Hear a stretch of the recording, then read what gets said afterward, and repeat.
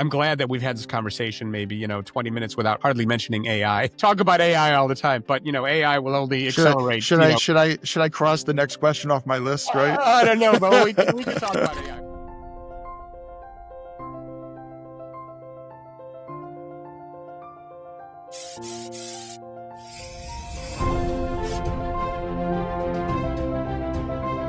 Hi, I'm Matt Egol, host of the CX and Culture Connection, the podcast for leaders looking to drive value by focusing on their customer experience and culture together. I'm excited to be here today with Alan Gonsenhauser, who's an interim CMO, go-to-market advisor, and coach to CMOs in private equity environments.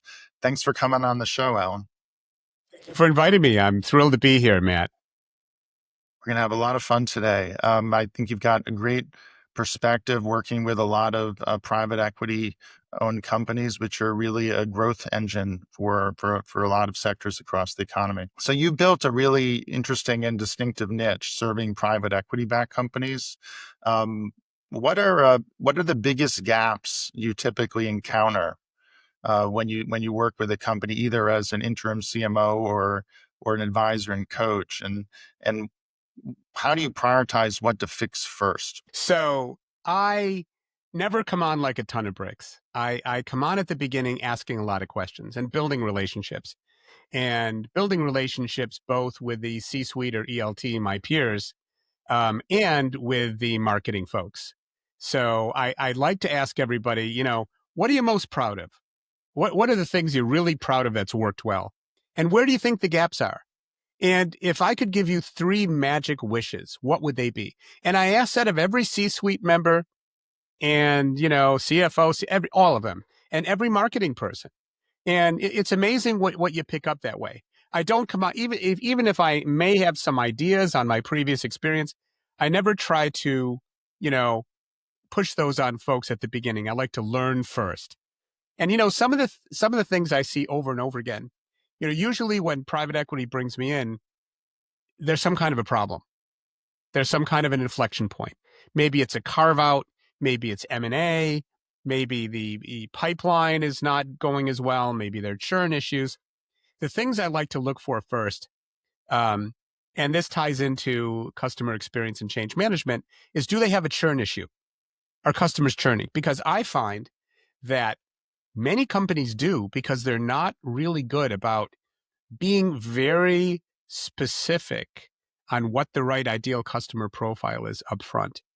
And even if they are, they may not have that worked out cross-functionally. Can't just be a marketing thing or a sales thing. It's got to be a business thing, from the CEO, CFO, all the functions.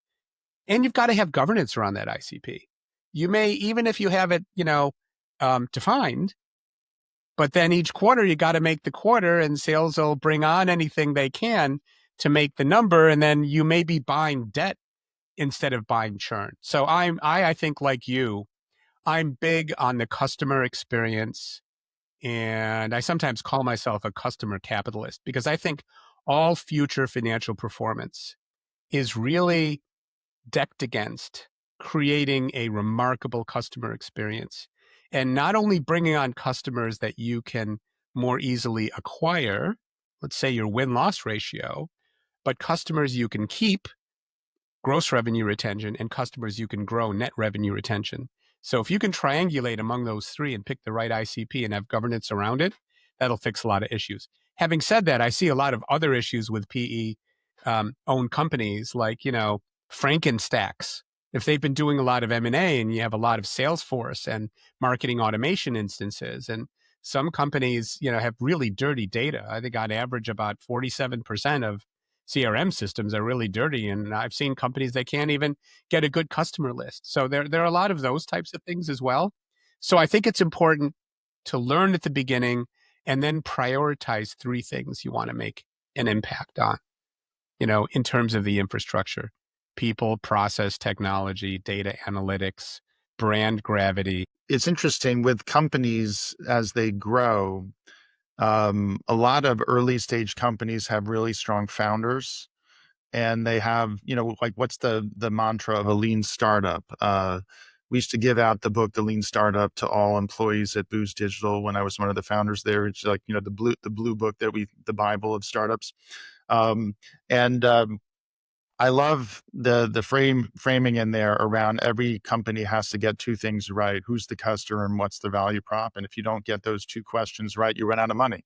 Exactly. And once you have that, articulating it properly so people get it. So like early stage companies struggle or get that right, and then they get hyper growth, right? And then as they grow, it's like plaque on teeth. Problems emerge, right? And that's actually often where things break down. Is as companies get bigger, their strength can become their weakness, and they end up doing things that are expedient, and or don't pay attention to things because they have short-term issues to grapple with. And eventually you end up, no one intentionally has bad data or intentionally results in a churn problem, but they dealt with other things, and now they have to face up to dealing with something that they let become a problem that festers, and then they bring you in to fix it. Yeah. And I think, hey, companies go through inflection points. When they're a startup, they've got to get problem market fit. They have to define some problems that people are willing to pay for. And in that phase, you do a lot of experimentation. So you try a lot of different things because you're trying to figure it out. And if you're successful there, then you go into a phase which is um, you go from problem market fit to product market fit. And that's where you have to start building some systems and you have to build some scalability in the business. And if you're successful there, further along, you can get to platform market fit where it's different again, and the majority of your sales are going to be from existing customers. Most likely, you'll still have new business, but you know I've seen issues with companies going through those different pivot points, and the questions you need to ask yourself and the competencies that you need to have are different in each of those. What's interesting is you talked about like the magic wand question. Like if you had a magic wand, what are the three things that you would fix right away? And um, I think this is like, and again, bringing it back to like lean startup thinking, I often think, Alan, there's like a 3-month, 3-year trade off, right? If you look over 3 years, you often can think about, well, what would we do to fix this problem? You can think bigger, and then you want to think of what's the minimum viable product, like the right first step on the journey to get to that vision. They're both valuable. Having a vision and having short-term performance is obviously really important. It sounds like, you when you come in, you already have some mandate to fix something that's really important, but you still have to break that down into measurable and actionable things you can do in a few months. Absolutely, and I think that balance between short and long-term financial performance is really critical. And that's where a lot of companies have issues. They're trying to make this quarter and the next quarter. But if you don't have brand gravity, you won't have your pipeline next year, you know? And if you don't have brand gravity, even, 95% of customers or companies are not looking to buy something now, but they will in the next 18 months or 2 years. And if you don't have brand gravity and they're not consuming your content, even though they're not in market now, when they do get in market, 95% of the time they will buy from someone on that short list of 4 to 5 vendors. So, thinking long term and short term is really important for balance and for financial performance. You've worked with both B2C and B2B companies. Mainly, I've worked with B2B and B2B2C. I don't really work with direct to consumer or B2C, although I've stolen a lot of things from B2C models over time. Yeah, it's a good distinction. You know, it's most people don't necessarily pick up on this, but consumer brands are mostly B2B2C. And that they actually have, increasingly invested also in direct to consumer. A great example would be like travel and hospitality that go through intermediaries like Expedia, but they actually get about 30 to 40% of the sales now directly to the consumer. In like, beauty markets, it's like 10%. In food, it's like 1%. I don't know anything about those markets except I love to eat and drink, but In healthcare and financial services, you have a lot of B2B to C as well, and that's where I have a lot of experience. Yeah, those are really big markets. I personally started in the retail and media spectrum, retail, consumer, and media spaces, and then broadened over time to work in healthcare and financial and industrial, like leveraging some of the digital and consumer experience work into other sectors, which is fun. Um, you know, so it's when you're talking about brand gravity in those, let's say, B2B or B2B2C markets.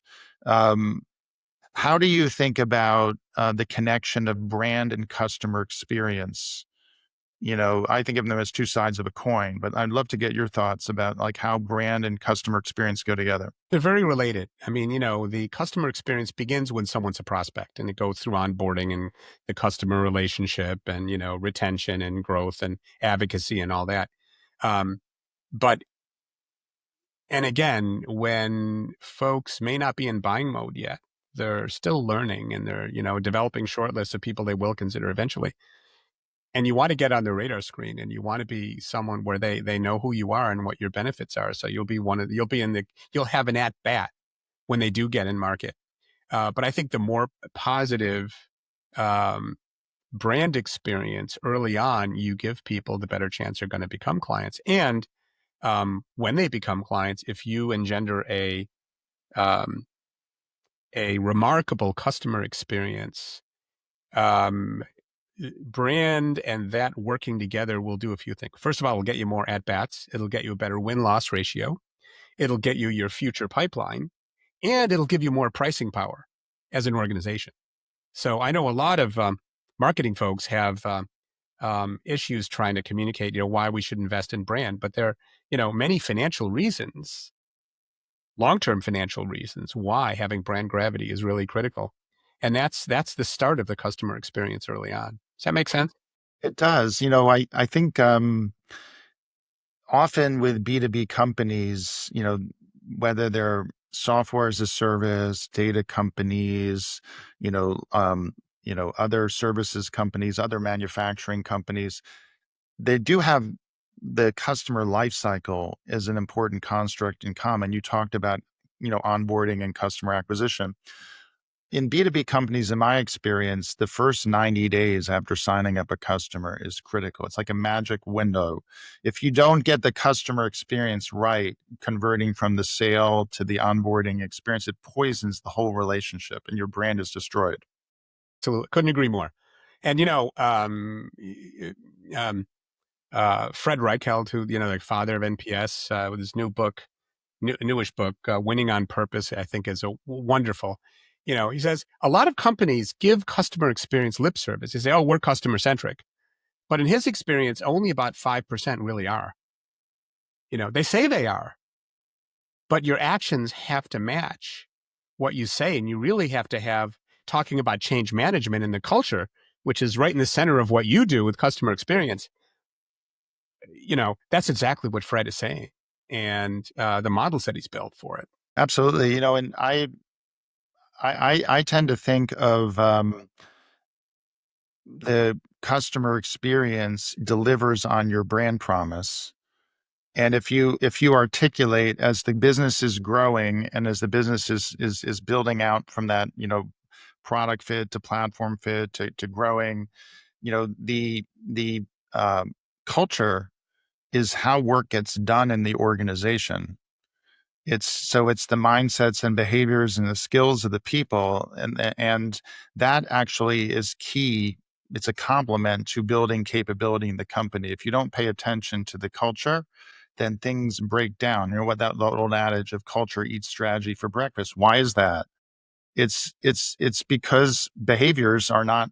You end up with like again with that plaque analogy. You end up with bad behaviors that crowd out good behaviors. Yes. And, I've got to tell you, over 100 companies when I was at Serious Decisions in Forrester that had problems with alignment. Not because people didn't have good intentions, but they're going in different directions. And in fact, one of the founders of Serious Decisions, John Neeson, did a study of 400 B2B companies. I think there was some B2B to C in there also, and concluded, and this was years ago, but it still is valid today, companies that get aligned between sales, marketing, product and customer success and stay aligned, grow 19% faster and are 15% more profitable. It makes complete sense. And, overlay customer experience onto that alignment and culture. And those are the important factors in long-term growth, I think. Yeah, that's why I think actually I've referenced this on the podcast before, and I'm collaborating with James Killian and Simon Robinson on this LX Accelerator.net, our leadership accelerator. Folks could check out those episodes or go to the website if they want to see our collaboration. But we found each other because we all believe, Alan, in this concept of leadership experience. And the idea is like the value equation is value equals LX times parentheses CX plus EX. And the idea is you can't create value without touching either the customer or employee experience. And they both matter. And the way your leaders engage and foster the environment and coach people and demand performance and demand accountability, like the way your leaders engage and govern change amplifies your customer employee experience. A lot of times people focus on CX or EX without thinking explicitly around the leadership side of it, which is actually critical. I couldn't agree more. Absolutely. And it's got to come from the CEO and the whole C-suite. And um, not just the words people say, but the actions they take. Even action CFO takes. It's the behaviors. Absolutely. Yeah. The symbolic actions too. Like a great example of this is if you think of behavior in an organization like a bell curve, it's not necessarily normally distributed, maybe hopefully shifted to the right, maybe not, maybe shifted to the left. But what I mean on this is the middle of the bell curve is people engage in the behaviors you want some of the time, but not all of the time. And so the height of the bell curve is what proportion of the people, and the x-axis is how often they engage in the right behaviors. The right of the bell curve is the people who are doing all of the right things all the time. And they're the ones you want to showcase their success. You want to advance them. Followership. The far left are the hiring mistakes, right? You worry about where they can get to the other side of the transformation or of the change, whatever the skill gap is, whatever the change is right now. And what I think is fascinating is um, that when you think about like symbolic actions, and a great example of this would be if there are people who are poisoning the culture because they're essentially engaging in expedient decisions, and maybe they're doing things that are wrong, and if you don't deal with that and get the cancer out of the system and fire them, then it erodes the whole culture. So like a symbolic action would be to get rid of someone like that, even if you lose sales. Yes. To make a point that we are customer centric and we are, yeah. Yeah. So, when you coach and work with B2B CMOs, what separates the ones who become true growth champions, who become true change champions from the ones who are just stuck in execution mode? Well, you hit on it, stuck in execution mode. Being an execution hero versus being a strategic operator. Those CMOs I see more successful. Number one, they learn the language of finance. So when they're presenting to the board or the C-suite, they're not talking, marketing speak. They're talking business speak. They're thinking about metrics like LTV to CAC, or lifetime value to customer acquisition cost, net revenue retention plus advocates. They're looking at, they're not just thinking short term, they're thinking long term as well. And they're not thinking of themselves as the leader of the marketing department per se, but as a business executive, acting more like a general manager. And they're carving out time for strategy. As busy as they get, and it's a very heady role with things coming at you all the time, but you have to carve out time for strategy. And you can't do 10 things well. You can do maybe 10 things, but you need to pick those 3 things you want to hit out of the park and make sure you focus on them first. So it's a combination of prioritization, language, being a real member of the C-suite, thinking from a business standpoint, I always, I started in finance before I went into marketing, and I've been in, 10, 11 CMO roles, including interim and three GM, P&L GM roles. And I always, developed a relationship with the CFO first. That's a really critical relationship for the CMO or the marketing leader to have, to speak the link. Because the CFO is tied into the board, C-suite, they're balancing, and you need to be on the same page. Develop metrics on the same page that the C-suite and the board can appreciate, and learn how to speak the language that the board speaks and the ELT speaks. When I was at PwC, one of the service offerings I championed was something, Alan, we called return on experience. Yeah. And it was a play on words that PwC, it was on brand for PwC to put it in that language. But it was important because what you're talking about is a great marketing leader, whether they, or the same thing would be true of customer experience leader, which often your best sponsor of customer experience is a marketing leader who is a growth champion. If they're living up to what you're saying, that's why half of CX teams report up through marketing. Being in marketing is not a guarantor of success if you don't have the right marketing leadership. Um, but experience as a winning strategy often is led by marketing with a growth marketing mindset. It could be from a chief customer officer, chief revenue officer, more of a revenue operations mindset, which is broader than then marketing subsumed into sales and service. In that case, if it's a chief revenue type model, marketing doesn't go away; it's just part of a broader team. I sometimes get asked who should be responsible for customer experience. And I say, number one, the CEO. The CEO's got to set the culture, it's got to set the tone. He or she can delegate, the day to day to a CCO, CMO, CRO, as long as it's ingrained in the culture and you've got that, customer success and employee success or employee experience, customer I thought experience. you were going to say the answer is who should own that, and the answer is yes. Because it Well, the should be answer is yes, yes. no, it's like it's always when people say, should it be in marketing or sales? And the answer is yes, because they have to collaborate, right?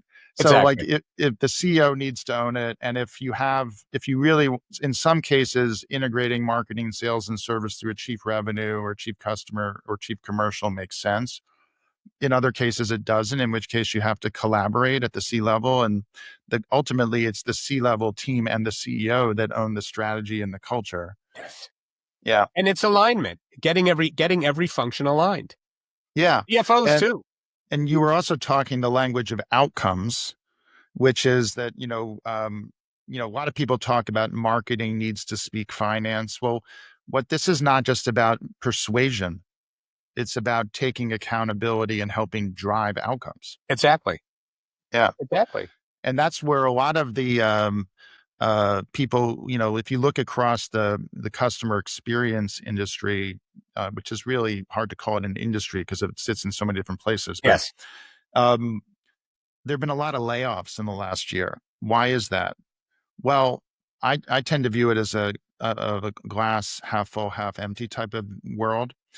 If the people involved in experience management are actually driving change, they're focused on outcome, they're partnering well in the business, they're leading opportunities with AI and analytics, then they're expanding their impact. Yes. And increasingly, like you'll see the champions of experience be in the analytics team or the strategy team or strong CMOs, and they're able to be successful with the CX teams. If the CX people are chasing survey scores and they're just doing what Zach Hamilton calls incense, he was on my podcast recently. He has a book called Experience Performance System. If they're just doing insights theater, they're getting laid off. And so like people who lament, like people don't get it, and like they don't get customers. Actually, the issue is a challenge of leadership. They're actually not focused on outcomes and that focus. They're whining about other people not giving them what they want rather than leading the change. And I think ultimately if I would pick a metric, it would be net revenue retention plus the new business you get from advocates.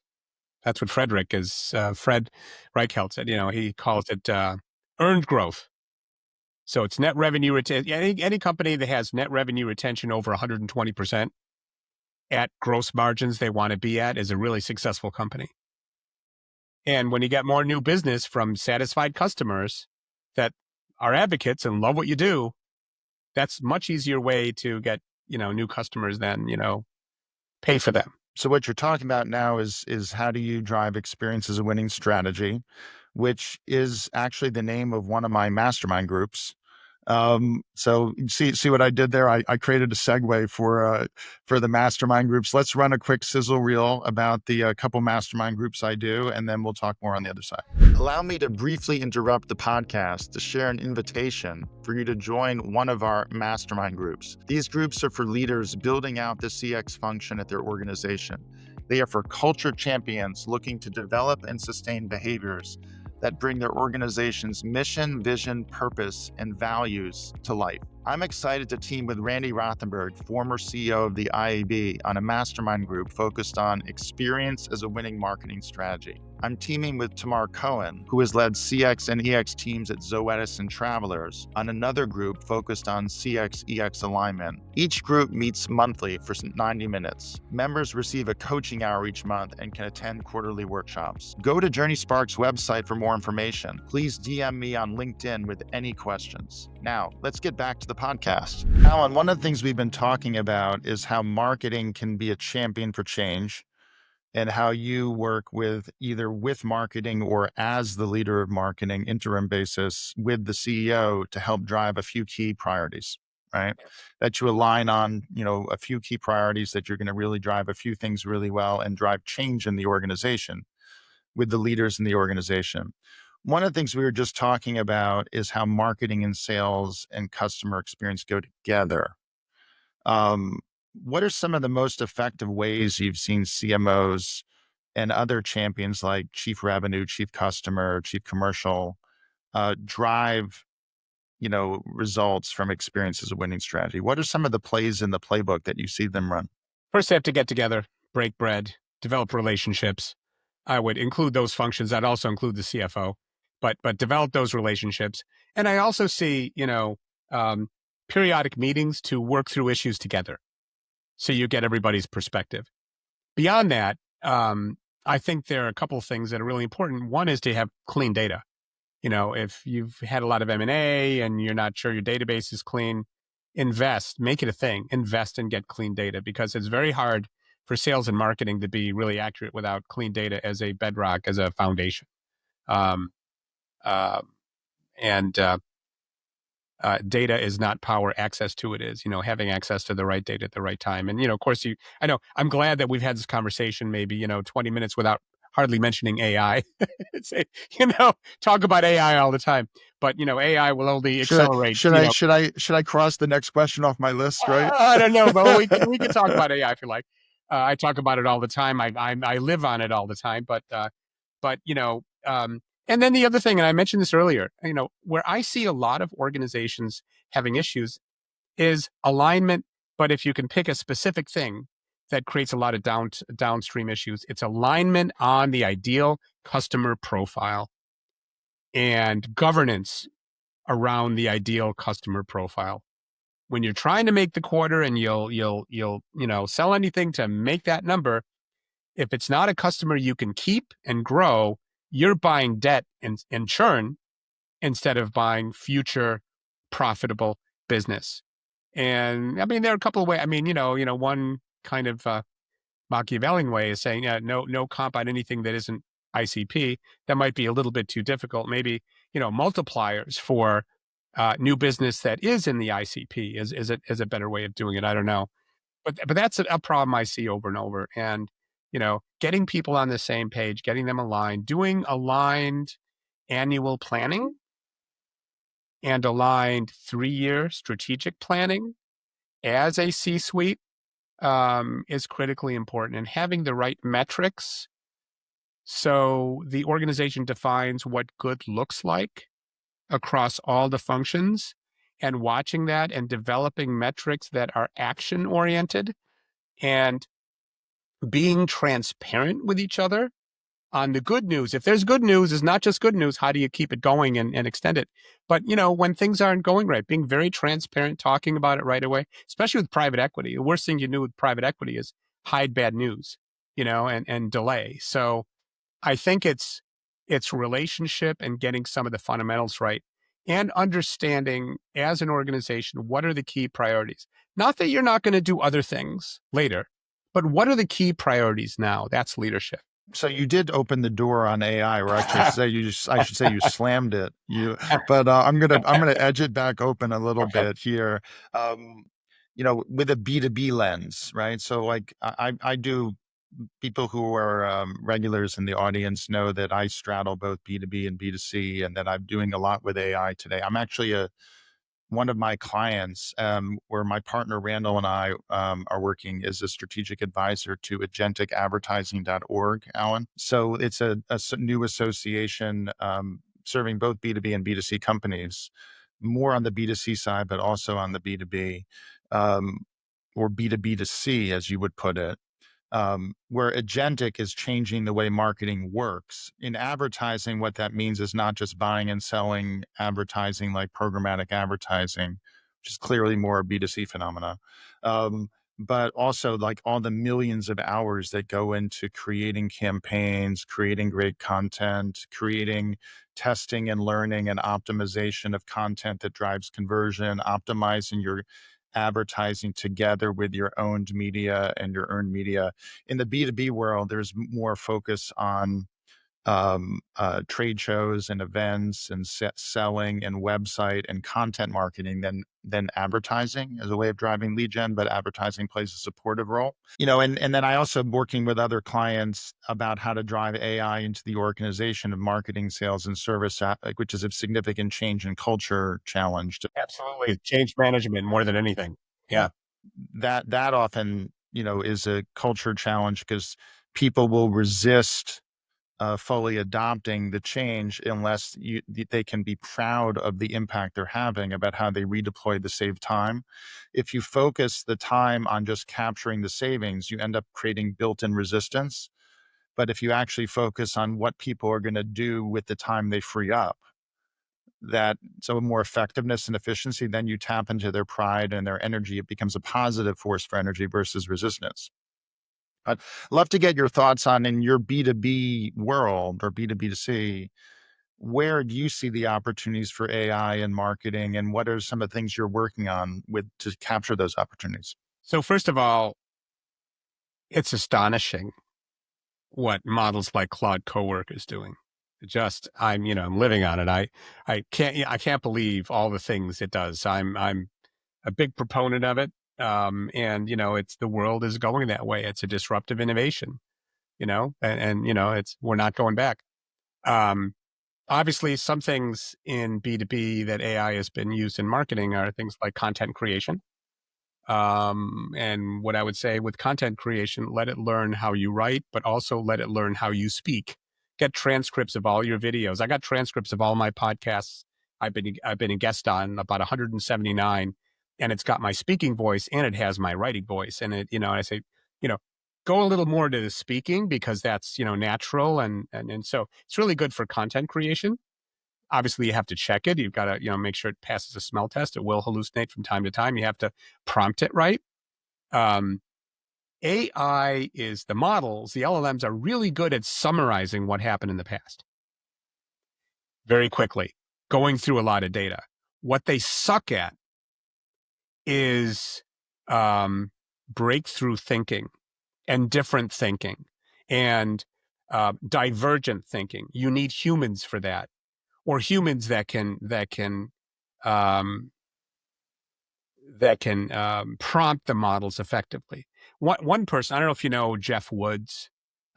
He came out with a book called got it here about halfway through, the AI Driven Leader, and he works with CEOs on how to use AI as a thought partner to prompt it. But you have to be very careful because AI, for example, if AI would look at Kodak's business, it would have told them, sell more film, be more productive at selling film. Or if it would looked at Blockbuster, be more productive at late fees. It wouldn't have gotten the Netflix or the digital photography. One of my recent podcast guests was Bernie Jaworski, who I don't know if you know Bernie. He's a professor at the Claremont School. He's the Drucker Chair. This is like the literal chair that Drucker used to sit in at Claremont, right? Um, Brilliant guy. He used to lead the e-commerce practice at Monitor. And then he became a professor, and I've had him on the podcast a couple of times. His latest book is called The Soul of Strategy. I really recommend it to folks. I did a book review of it. And what we were talking about around his book is this idea of abandonment. And that if you're not challenging assumptions, if you're not actually taking a systematic way to build evidence and challenge conventional thinking, you're not going to get innovative breakthroughs. And I'm actually gonna, I don't know if this is pushing back, but make a suggestion. I totally agree that you need a human in the loop for breakthrough thinking and creative thinking. The same would be true on creating content. The same would be true on strategy, but you can take it with a model that incorporates AI to Well, yeah, I'm support not human saying you can't. beings. Yeah, I agree. I'm agreeing with you. Here's an example of that. In a recent client engagement that I've been working on, I should say an ongoing client engagement. One of the things we did early on, and this is around adoption of AI in marketing to get to more than half the time saved in marketing and redeploy it to more effectiveness. So we're not trying to save the time to save cost. We're saving the time to achieve their mission better, faster. Okay. Um, and this actually is enormous opportunity across content development, marketing campaigns, product innovation, website. There's a lot of human time that goes into those. Quickly on leads. Yeah, a lot of time that goes into activities like you call out content, which is a huge driver across industries. Um, in this particular case, we applied something I learned with strategic innovation in I'm now using in customer experience. Love to get your thoughts on it. So what we did is in strategic innovation, I learned this with uh, people can check out my Art of Ideas, a book by Amy Murphy. She wrote. I worked with her at PwC. What this practice is what you do is all great innovation actually is applying existing things in new ways. So you're discovering what people already know and applying it in a new way. And there's nothing new under the sun, said Shakespeare, right? And so what you do is you take your strategic um, opportunity you're working on and you break it down into discrete challenges. And then what you do is you look for how other people have solved that challenge. And by prompting the AI, if you as a human frame up the challenges and prompt the AI to look for how other people have solved it, this is what in the past we would use consultants and teams. Now you can do it. And if you do actually, if I took all of your podcasts and all of your writing, I could create a digital twin of Alan Which I've done, who, yeah, and I did that for which is great. myself. We do, Yeah. and what you do is you essentially ask what are examples of other people who've solved this challenge, and you iterate and go back and forth with the AI, and you can essentially come up with this, and this is then you spark innovation off on top of that. If you jump straight to ideation without looking for examples of how people have solved it, you get very narrow incrementalist answers. But this is actually a great opportunity to use AI together with human beings. I would still welcome the brainstorming, involving the ideas of all the people and doing all the workshops.